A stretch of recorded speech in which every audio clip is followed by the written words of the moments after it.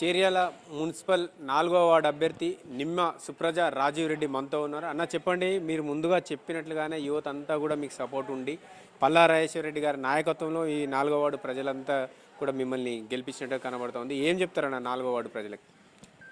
ముఖ్యంగా ప్రతిపక్షాలు ఎన్నడూ లేని విధంగా, ఎక్కడ చూడని విధంగా కాంగ్రెస్ పార్టీ, బీజేపీ పార్టీ, రెండు జాతీయ పార్టీలు శత్రు పార్టీలు అంటారు.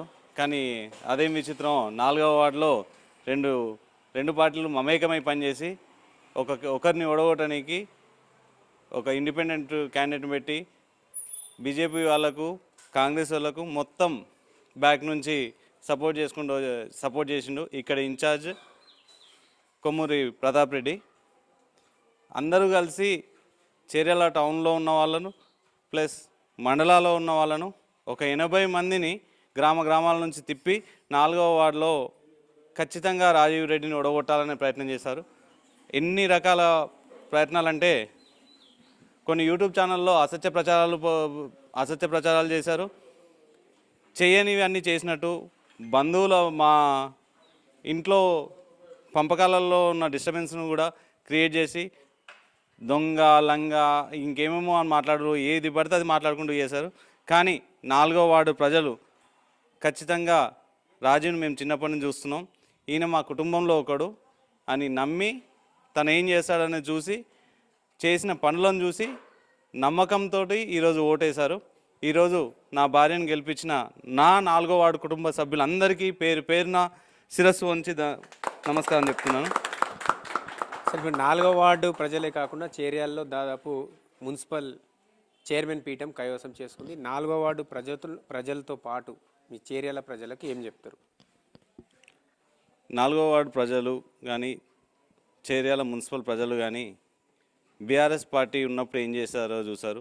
కాంగ్రెస్ పార్టీ దొంగ హామీలు ఇచ్చి గవర్నమెంట్ ఫామ్ చేసి ఇప్పటి వరకు ఎటువంటి పని చేయకుండా అహర్నిశలు మా కోసం పాటుపడుతున్న పల్లా రాజేశ్వర రెడ్డి గారి నాయకత్వాన్ని బలపరచాలని, పల్లా రాజేశ్వర రెడ్డి గారికి హైయెస్ట్ మెజార్టీ టౌన్ నుంచి ఇస్తే ఇంకా అభివృద్ధి పనులు చేస్తారని, తన హాస్పిటల్లో ట్రీట్మెంట్ తీసుకున్న వాళ్ళందరూ ప్లస్ మంచి నాయకత్వం ఉన్న ఎమ్మెల్యే గారికి తోడుగా మేమందరం ఉన్నామని చెప్పేసి ప్రజలు ఈసారి మంచి నిర్ణయం తీసుకున్నారు.